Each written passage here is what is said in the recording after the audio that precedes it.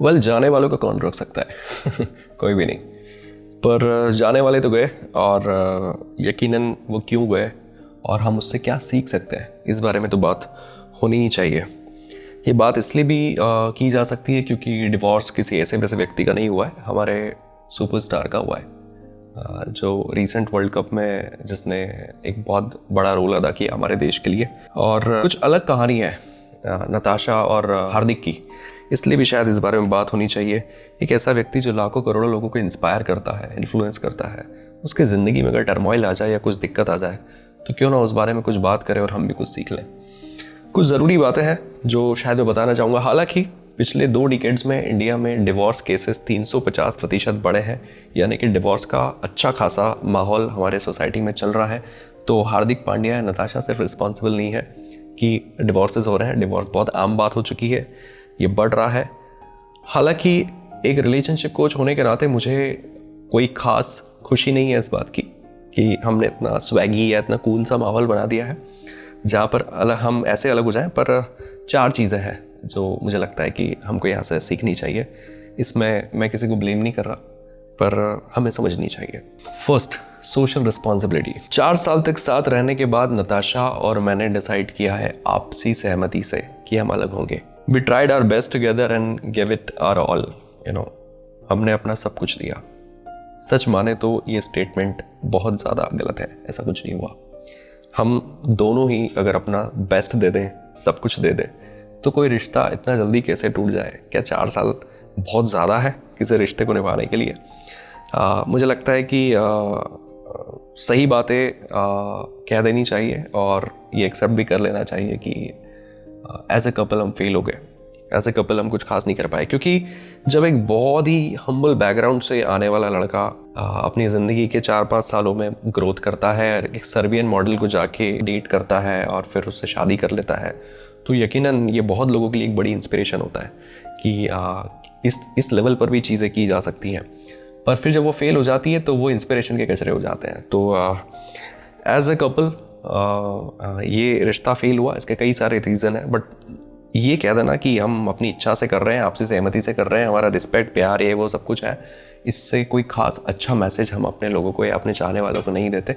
इससे शायद हम ज़्यादा स्वैगी या कूल माहौल पैदा कर रहे हैं डिवोर्सेस के लिए या ऐसा करने के लिए। ये स्टेटमेंट मुझे बहुत पसंद नहीं आया। दूसरी चीज़, कल्चरल डिफरेंसेस। कितनी ही बात कर लीजिए प्यार मोहब्बत की, पर सच बात तो ये है कि जब 2 बहुत ही डिफरेंट कल्चर के लोग साथ में आते हैं तो उस रिश्ते को निभाने में चैलेंजेस होते ही हैं। ऐसा नहीं है कि सेम कल्चर वाले लोगों के डिवोर्सेस नहीं हो रहे या प्रॉब्लम्स नहीं हो रहे, पर यकीनन ये मैंने देखा है पिछले अपने 8 साल के करियर में कि ऐसे लोग जिनके बैकग्राउंड में बहुत डिफरेंसेस है, जिनके कल्चर में, रिचुअल्स में, दुनिया भर की चीज़ों में ज़्यादा फ़र्क है, तो वहाँ पर मैरिज के चलने की पॉसिबिलिटी ड्रास्टिकली ड्रॉप हो जाती है, कम हो जाती है। शायद ये भी एक रीज़न है कि हमारे देश में लंबे समय से ये चलता आ रहा है कि सेम कास्ट में शादियाँ की जाती है, शायद इसलिए कि कल्चर डिफ़र नहीं करता, कल्चर मैच होता है, तो लाइफस्टाइल थोड़ी इजी हो सकती है।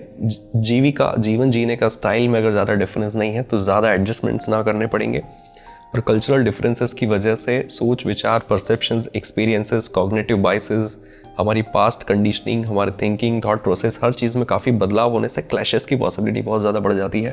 तो यकीनन हमें ये चीज़ सीखनी चाहिए कि ज़्यादा कल्चरल डिफरेंसेस अगर 2 लोगों के बीच में है तो वहाँ पे स्ट्रगल की पॉसिबिलिटी थोड़ी सी ज़्यादा हो सकती है। तीसरी चीज़, इमोशनल नीड्स। मुझे ऐसा लगता है कि इमोशनल नीड्स हर 5 से 7 साल में एक इंसान की बदलती रहती है। यानी आज हम जिस तरह का इंसान अपनी ज़िंदगी में ढूंढ रहे हैं वो आज की इमोशनल नीड के हिसाब से है और वो उसमें फिट बैठता है। पर आने वाले 5-7 सालों में वो इमोशनल नीड आपकी चेंज होगी और यकीनन उस टाइम पर आपको कोई और इंसान उस नीड के हिसाब से ज़्यादा सूटेबल लग सकता है और जिसके साथ करंटली आप हैं वो इंसान शायद उतना सूटेबल ना लगे। और इसकी वजह से ये सोच पैदा हो जाना साइकोलॉजिकली, ये बहुत इजी है कि ये धारणा बन जाना कि अब हमारे बीच में वो बात नहीं है, मुझे कोई और ज़्यादा पसंद है या मैं किसी और के साथ ज़्यादा खुश हूँ या मुझे आगे बढ़ना चाहिए या हम साथ नहीं रह सकते। सच माने तो इमोशनल नीड्स के हिसाब से अगर रिश्ते बदलने लगे तो एक व्यक्ति को अपनी ज़िंदगी में 5-7 बार शादियाँ करनी पड़ेंगी। तो रिश्तों के लिए ज़रूरी है कि रिस्पॉन्सिबिलिटीज़, इनकन्वीनियंस, सेक्रीफाइसेस जैसी चीज़ों को भी समझा जाए। अगर इन चीज़ों के लिए हम ज़्यादा रेडी नहीं है तो फिर रिलेशनशिप्स ज़्यादा नहीं चल सकते। चौथा, familial versus romantic relationship. Relationship के मामले में असल प्रॉब्लम रिलेशनशिप नहीं है, माइंडसेट है। एक ऐसा माइंडसेट जो हमें आज़ादी देता है उस इंसान को जिसको हम अपना सोलमेट या सोल कनेक्शन कहते हैं, उसको कभी भी छोड़ देने की ये आज़ादी। ज़िंदगी में चाहतों या इच्छाओं की जब जब भी बात आएगी तो उसकी कीमत शादियों को ही चुकानी है। और ऐसा इसलिए क्योंकि यही एक रिश्ता है जिसे बना लेना भी बहुत आसान है, जिसे तोड़ देना भी बहुत आसान है। इसके अलावा ज़िंदगी के सारे रिश्ते बने रहते हैं। इसके अलावा ज़िंदगी के किसी रिश्ते को कोई डैमेज नहीं है। वो कितना भी मुश्किल में क्यों ना चला जाए, उसे हम लोग निभा लेते हैं। अगर किसी रिश्ते को बहुत जल्दी टूट जाना है तो वो लव रिलेशनशिप ही है, रोमांटिक रिलेशनशिप ही है। इन रिश्तों को हमने बहुत ग्लोरीफाई किया, शादियों को हमने इतना ग्लोरीफाई किया कि हम पूरी दुनिया को दिखा दिखा के शादियाँ कर रहे हैं, और उन रिश्तों में सस्टेनेबिलिटी नहीं है। उन्हीं रिश्तों को हम सबसे पहले आगे रख देते हैं कि अगर हमारी इच्छाओं की बात आएगी और अगर किसी चीज़ को ख़त्म करना है या तोड़ना है तो शायद वो ये रिलेशन है जिसे मैं तोड़ दूंगा। तो एक माइंडसेट है जहाँ पर शायद हम बहुत ज़्यादा कमिटेड नहीं है किसी भी कीमत पर एक इंसान के साथ चीज़ों को चलाने के लिए या ज़िंदगी भर उसका साथ देने के लिए। तो ये माइंडसेट वजह है मेरे ख्याल से कि लव रिलेशनशिप्स को हमेशा कीमत चुकानी पड़ती है। फैमिलियल रिलेशनशिप जो हमारे पारिवारिक रिश्ते हैं, जो जेनेटिकली कनेक्टेड हैं, उन्हें कभी कोई दिक्कत नहीं होती।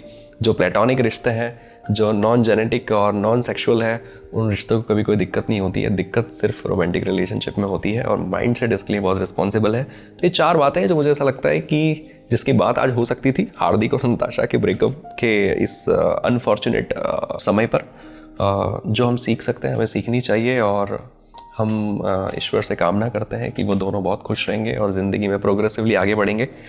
पर कोई ख़ास अच्छा मैसेज उनसे सीखने के लिए इस पॉइंट ऑफ टाइम पर रिलेशनशिप के लिए तो नहीं है। इन 4 बातों का खूब ख्याल रखें। धन्यवाद।